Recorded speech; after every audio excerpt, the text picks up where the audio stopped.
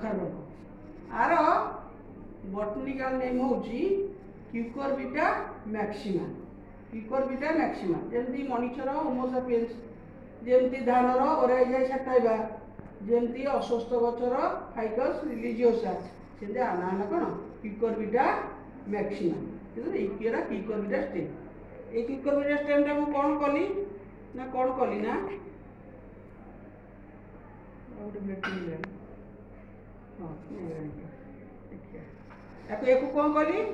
ୟାକୁ ପୁରା thin slide କଲି ହେଲା, ପୁରା ଥିକେଷ୍ଟ, ଯୋଉଟା ଥିନ୍ ତ ନୁହଁ ପୁରା ଥିକେଷ୍ଟ, ପୁରା ସାଇକୁ କାଟିବ ବ୍ଲେଡ୍ରେ, ପୁରା ଗୋଲ ଗୋଲ କରି ପୁରା ସରୁ ସରୁ କାଟିକିରି ତାକୁ ରଖା।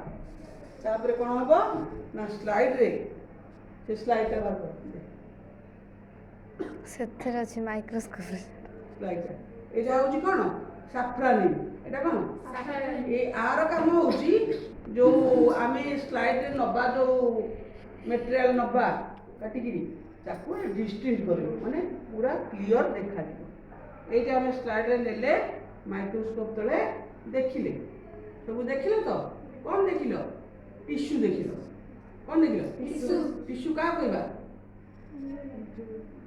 କୋଷମାନଙ୍କର ସମାହାରକୁ ଟିସ୍ୟୁ କୁହାଯାଏ ହେଲା। ତାହେଲେ ଟିସ୍ୟୁ ଆମ ସରଳ ଟିସ୍ୟୁ କେତେ ପ୍ରକାର? ପାରେନକାଇମା, କୋଲେନକାଇମା, ସ୍କ୍ଲେରେନକାଇମା। ତାହେଲେ ଆମେ ଆ ଭିତରେ ଦୁଇ ପ୍ରକାର ଟିସ୍ୟୁ ମାଇକ୍ରୋସ୍କୋପ ତଳେ ଦେଖିଲେ, ଗୋଟେ ହେଲା ପାରେନକାଇମା ଆଉ ହେଉଛି କୋଲେନକାଇମା ହେଲା। ଏ କୋଲେନକାଇମା ପାରେନକାଇମାଟାରେ କ'ଣ ହୁଏ ମାନେ ଅନ୍ତଃକୋଷୀୟ ସ୍ଥାନ ଅଧିକ ଥାଏ ବା ଇଣ୍ଟରସେଲୁଲାର ସ୍ପେସ୍ ଅଧିକ ଥାଏ, ଫାଙ୍କ ସ୍ଥାନ ଥାଏ ହେଲା। କ୍ଲିୟର ଦେଖିଲ ମାଇକ୍ରୋସ୍କୋପ ତଳେ, ଦେଖିଲ ନା ନାହିଁ? ଦେଖିଲ।